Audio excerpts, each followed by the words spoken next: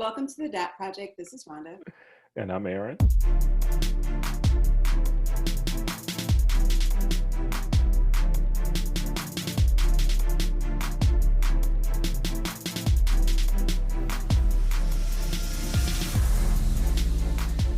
We're talking with George Ashton and Keir Gumbs. George and Keir are my buddies from the Hope Investment Club. The most interesting part of this interview for me was just having time to dig a little bit deeper into conversations that tend to come up regularly with black men, but really having a chance to dig deeper meant a lot for me. Rhonda, what did you enjoy about this conversation? I loved hearing Keir compare giving dap to going in for a kiss. That was hilarious. And each time he would say, I would take it in a different direction, he was about to say something really insightful. Insightful indeed. What was that other point that you brought up, Rhonda? George describing how he signals that he didn't agree with something someone said during a meeting by not dapping them after the meeting. That's subtle, high-class shade. Yes, my friends do tend to be classy and subtle. Let's also not forget that I was invited to the end of the Hope Investment Club meeting just to observe the DAP circle. How could we forget? Okay, let's do it.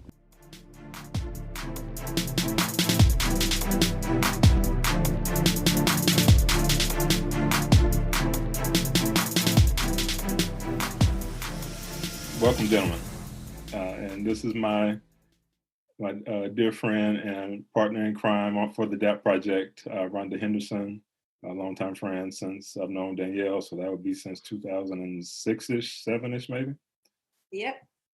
Since you were making chili in the kitchen for Wine Club. No, it was Wine Club. Coffee powdered steak of some sort. Coffee seasoned steak, I think it was, first meal. It was good. I didn't make it. That's all that matters. All right. I'm at the kitchen for that infamous 20-woman wine club meeting in Danielle's teeny little apartment on T Street. So let's talk a little bit about when you first learned how to give dap. Where were you? Were you in a basement? Were you at a barbecue? There's always an uncle involved in giving dap in this instruction. So take us back to that moment, one of the earliest moments that you want to think of the first time. It's okay if you can't, but try to on you. Recall. It's hard. It's funny. It's like I actually don't remember the first time per se. I think the first time that I can at least remember having given it, which I'm pretty sure is not the first time ever, was like in sports. You play a sport. And so for me, playing basketball, you greet other cats on the team, come on the court, going off the court, and giving dap in that way. And just like an acknowledgement. I think the most powerful dap in sports, honestly, is after the game is over, regardless of who won, when, you go by and you greet the other team, whatever. And if it's just like, you did okay, it's just like a high five. But if someone had a quality game, you're like, respect, Right. So that's what I remember my first dap experience being. I don't think it was the very first, but that's the first one I can remember. Yeah, you thinking junior high-ish or high school? What around about? I was junior high for sure, like 7th, 8th grade. Yeah. Mm-hmm.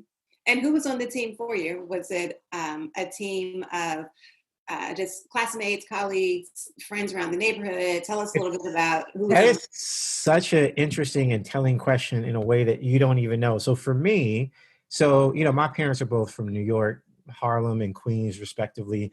They moved to California.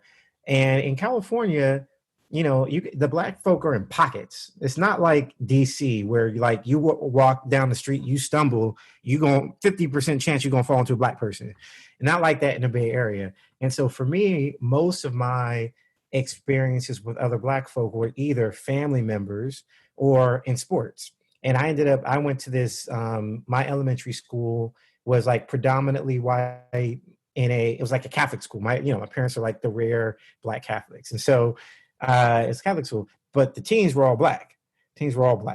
And so for me, actually, like playing sports was a connection with peers, right? Because when you're with family, you don't feel like you're with peers. But when you play sports, it's people your own age. And so that it actually was more meaningful to me in that respect, because that was like a, hey, we're all together, community, this is my bond, this is my connection to you kind of moment. And so the DAP was, so my team was 90% black, I'm pretty sure. My basketball team, track team was like 60% black. And DAP, and that was the context for the DAP, was with the other players on the team. Mhm. George, you want to jump in? Yeah, so actually for me, it does tie back to family. It's funny how you say uncle. I was just thinking about like where I first got it, and my immediate family was pretty formal. So, and then I think, okay, were they formal or was it something else?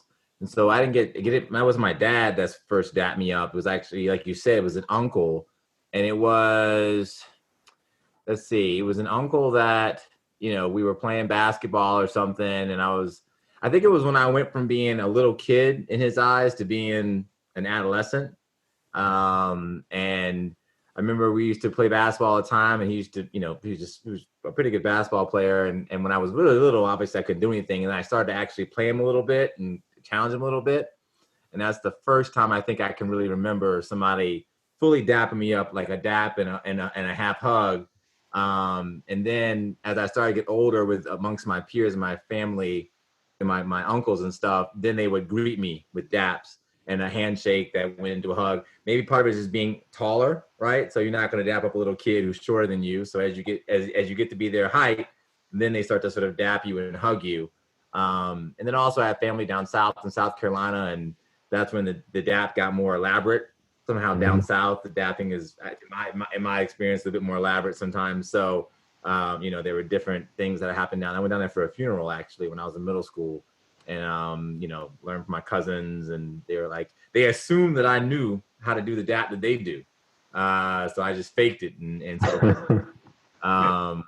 but with family, it always ended up with a hug. I guess, for African-American men, the whole, historically, homosexuality is not something we're comfortable with. So doing the hug at the end with the arm between you obviously creates a little space, right? So there's that comfort. So maybe it's just a way of giving a hug that wasn't quite so, chest to chest, full on.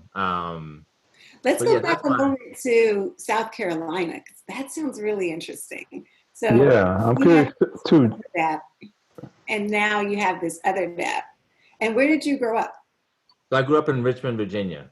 Okay, so that's still Southern, right? Not that far away. I mean, people who are from the North consider that the South, but it's not like South Carolina. I mean, you guys know they still hang the Confederate flag in South Carolina. That's the South. So you had your Richmond dap, and then you go down south to South Carolina, and they have a whole nother dap down there that they were doing. And so how did you feel that first time when giving you this new dap and you weren't exactly sure how to do it? It felt like a dialect, basically. So you know how you go down south and people speak a little differently? It felt like that. Like there's a different way of saying the same thing. It just might come with an extra pump or holding your hand slightly differently, that sort of thing. So it was like their version of the dap that, and I mean, I don't know, I guess in general, I would say that's probably still the case. I still have reunions down there, and I go down there every now and then, and they, still I think the DAP is slightly different down there than it is up here. I don't know. I haven't really paid that much attention to it, but I'm just sort of thinking through it now. One thing we hear a lot about in our conversations, in particular when guys are going to college or out of town or out of state, is how the DAP varies and the way that you have to quickly adjust to that DAP. Because there is an element of, you have to do the DAP with confidence. Like you can't deliver a whack DAP. And if you don't know it, then you have to quickly rebound so it still looks smooth, right?